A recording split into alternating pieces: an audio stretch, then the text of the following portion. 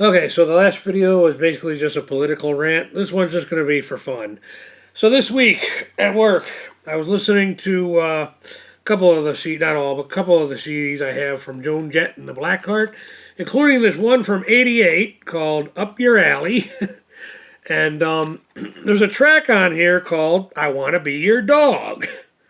So right away, I had to look in the fine print. Did she write this? Because I'm thinking maybe it's the mannerism of what she was singing it, but it sounded to me like a song Alice Cooper would write. that's why. So I looked in the fine. Alice Cooper didn't write it, but then neither did she either. It actually had quite a few names credited who wrote it. But she wasn't one of them. Although she is credited as writing pretty much all the other tracks on this album. But no, so she didn't write that one. But it sounded to me, I want to be your dog, as something that Alice Cooper would write. I was also listening to Joan Jett, something called from '90 called Hit List, which is basically a compilation of covers. Dirty Deeds, obviously, AC/DC, Love Hurts, what is it? Tush, that's ZZ Top, Love Hurts, Nazareth, and then Have You Ever Seen the Rain? John Fogerty, or rather, no, Clearwater. Everything was Clearwater, the band he was with before he went on his own. But it's basically just a compilation of covers. But I was looking at the cover of it. It's like, is that her? Is that Joan Jett? I would look more like a fashion model. but that's the thing. That's the thing. That's what I'm gonna talk a little bit about. And I guess the point I'm trying to make here would also apply to probably for guys in the generation before me in regards to that Lita Ford. She's another example of the point I'm going to make in this video. Joan Jett, Lita Ford, they still radiate femininity. I don't get vibes that they're trying to be men or prove to the world they can do whatever a man can. I mean, they are female rock and rollers. Emphasis on rock and roller. and female. Emphasis on female. They are female rock and rollers. I didn't know until the other day I came across the video, probably because I watched the Charismatics Voice channel, her cover of the song I Hate Myself for Loving You. But I came across, something came in my stream, a video short of her singing I Hate Myself for Loving You. I don't remember, had to been a few years ago maybe or whatever. But till then, just the other day, I didn't really know what Joan Jett looked like now. What the footage I saw, I've just verified what I speculated. All females, more and more as they get older, they take on masculine traits. That's just the way God made it. So don't harm the messengers, ladies. Just talk to God. But if you find a good man while you have your youth and femininity, you can hold on to that femininity longer if you hook up with a good man when you're young. And then that whole thing got me thinking about the younger generation of these girls who call their guy friends bro. Hey, bro. That's weird to me. I think I talked about this before on this channel, but that's just weird to me. But I was thinking it could work to everybody's advantage, though, going forward as a species, especially when it comes to the male-female relationship dynamics. If a female who is only interested in a male as a friend, by all means, call him bro. If you don't see this guy as husband or boyfriend material, by all means, call him bro. If they're anything like me, they will be so grossed out that they will never see you as potential wife or girlfriend material. It's a win-win. And then us guys, we don't have to waste time on them in that area. They'll just be friends, and that's it. Treat it as such. Don't be doing stuff for them. But you won't be wasting your time as a man on them. You can spend that time working on yourself. Work on yourself, gentlemen. The hell with these modern women. Especially if they would call you bro. I mean, geez. Yuck. But back to Joan Jett and the connection, kind of, sort of, with my upbringing. Upbringing and Joan Jett. In the early 80s, I want to say 84, just before Michael J. Fox became a household name, there was a movie called Light of Day, which Joan Jett starred in and also did the soundtrack for, with the song by the same title, Light of Day. Well, not while I was living there in '84. That's when parents were divorced, and we were starting our life living with my male feminist. Our 6 years living with a abusive male feminist man, my father. But before all that, though, in the neighborhood I would eventually spend my teenage years in, there was a house a couple blocks down the road where this movie, Light of Day, was filmed, starring Michael J. Fox and Joan Jett. Now, my grandfather would claim that he was walking down the street one day and Michael J. Fox, again, 84, before he was a household name, was walking on the other end of on the other side of the street coming the other way. It could be true. I mean, yeah, it's conceivable if they filmed this movie, and which, yeah, they did. They, in fact, filmed this movie in my neighborhood where I grew up, where I spent my teenage years. Light of Day. As a matter of fact, I remember hearing rumors that house was supposed to be there were, rumors are, but the house was on a list to be, kaput and all that. But then after they made that movie, obviously its value went up and somebody bought it and whatever. But the porch looked the same as in the movie. Just the full edges had changed. But my memory of that is vague, though. Admittedly, I haven't watched this movie in years. I only acquired this VHS from a flea market, if I recall, one day. Yeah, even the people at the flea market, now recalling, oh yeah, when we were telling them about it when I bought this thing. Oh yeah, I remember that.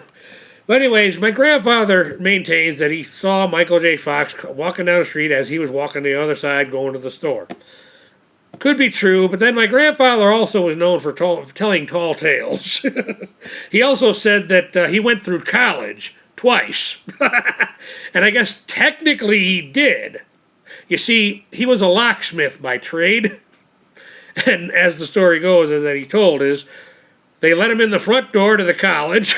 He walked through it, walked out the back door, fixed some lock on another building, walked back in the back door of the other building, and came out the front door. So in the technical sense, he had been through college twice. Yeah, my grandfather was a locksmith by trade. Back, when it was probably easier for a person to own a business, even if he was out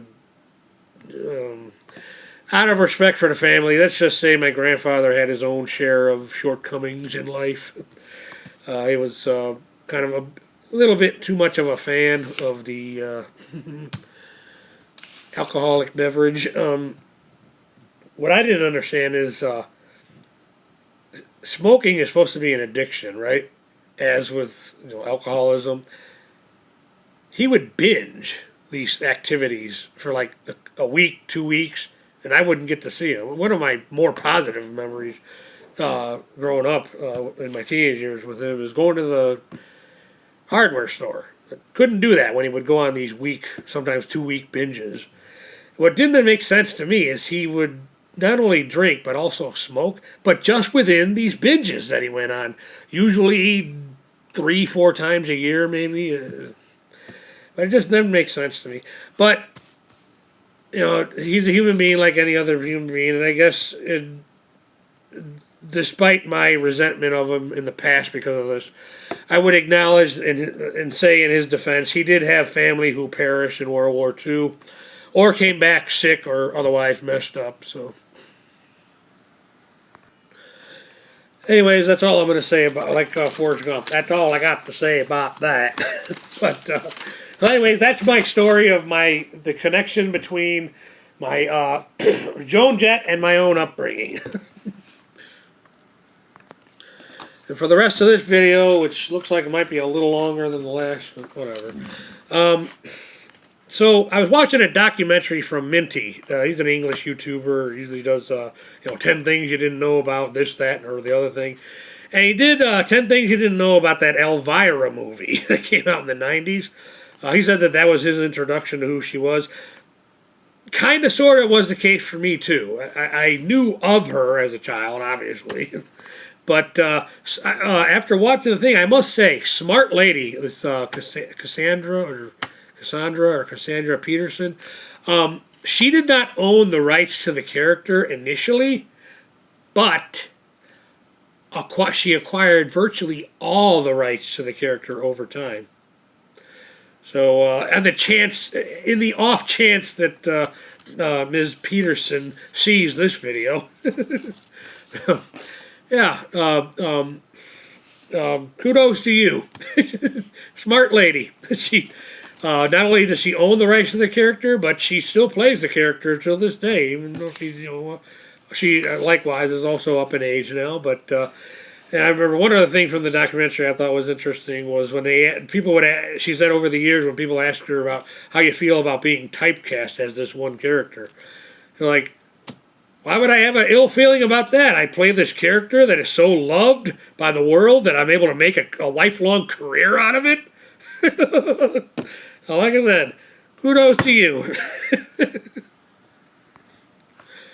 Okay, so I'm moving on to the next fun thing. So I am currently trying, segmentedly, read this old war comic when I'm on break at work called The Star-Spangled War Story from 1969. It doesn't have a cover. If it had a cover, I probably wouldn't been able to afford to purchase it. But very good story. I especially love the artwork on this page. That'll get me copyright claim. But anyways, the guy crash land and he's comparing himself to a wolf just kind of walking by, and basically the wolf's keeping his distance and he's keeping his, almost as if they are kindred spirits, as killers that chosen by fate. Anyways, so in the comic book there is an advertisement. The book's copyrighted in 1969, but there's an ad copyrighted in 1968 talking about the moonwalk. The American space program rapidly closing in on the big adventure, the walk on the moon, and you can follow it step by step. Selling this basically this model kit from Revell, someplace called Revell. Anyways, I thought that was curious, and it got me thinking. The lunar landing in 1969. When did that happen? Turns out, after a little research, I guess it happened in July of that year. But the only thing I was thinking about is the Wonder Years show. Because they make a big thing about that episode because Kevin, it's the lunar landing, and it kind of goes to show how you remember something one way when you see it as a kid, and then when you see it as an adult, it's totally new. I actually purchased the whole series on DVD a few years back and revisited and experienced the whole series. I remembered that episode differently. In my memory, Kevin Arnold was on the couch with his parents and his brother and sister, whatever, watching glued to the TV, watching the lunar landing. No, it turns out when I rewatched it as an adult, no, he was waiting by the phone, pining over some girl. It's amazing how you remember things differently as when you see it as a kid. And then, come on, it's the lunar landing. What the hell? Why are you waiting by the phone, pining over some girl? Jeez. Even if it is, I don't even remember what girl it was now, but it might have been Winnie Cooper, but... But speaking of which, I never did see the end of the series until I made the purchase of having it on DVD now. And I have to say, yes, watching it as an adult, I thought that series had a very healthy ending. You figure two people in that circumstances of those characters in that series, Winnie Cooper and Kevin Arnold, two people growing up in those circumstances would be, succumb to be lifelong friends, even if they are just pen pals. But I just thought the series had a very healthy ending because everybody assumed, oh, they're going to end up together. No, not necessarily. I just wanted to say that. I thought that series, The Wonder Years, had a very healthy ending in regards to relationship dynamics. Just because you have a crush on somebody in grade doesn't mean you're going to live happily ever after. And do those relationships really work? I suppose 1 in a million might, but... Anyways, that's what made me think of the relationship between this old comic book about the advertisement pertaining to the lunar landing and that episode of The Wonder Years. Because usually that show is pretty accurate to what was going on in 68, 69, 70, 71, and I don't know, 72 still. The show ran for 4 or 5 years, I forget now. But the show was supposed to be pretty accurate to what was going on in the real world in that time span. So anyways, moving on. There is a fundamental difference between being full on sugar and being full on meat. And I think I can sum it up in one way. Maybe I should make a video short saying this too. But it's like, oh God, I'm full. The difference. When you're saying, oh God, I'm full, and it's on sugar, oh God, I'm full, I can't move, I don't want to do anything. When you're full on meat, it's like, oh God, I'm full. Back to work. That's the difference. That's the difference. I heard a joke recently. I'm ad-libbing now. It's not what I wrote down. But, when the human species goes to pot and we get some of us have to resort to cannibalism, vegetarians will be the ideal meals. They're grass-fed mammals. It was Skeletor. It was one of those joke compilations of Skeletor. Yeah, you must do better. You must try harder. You must. That's not mine. That's from the TV show, the last episode, Greatest American Hero, what I believe is the last episode anyways. But I still want to make that the mantra of my life and maybe this channel too. You must do better. You must try harder. You must. And I'll just end on one last thing, just end on a joke, on a high note. A joke's usually good for that. Customers at my part-time job really love the way I bag their groceries, especially large objects. So I tell them, when it comes to packing large objects into small spaces, I happen to be a kind of expert. I think those Skeletor jokes are having an effect on me. Mike Paralack. Oh God, this is already too long. Thank you for your time.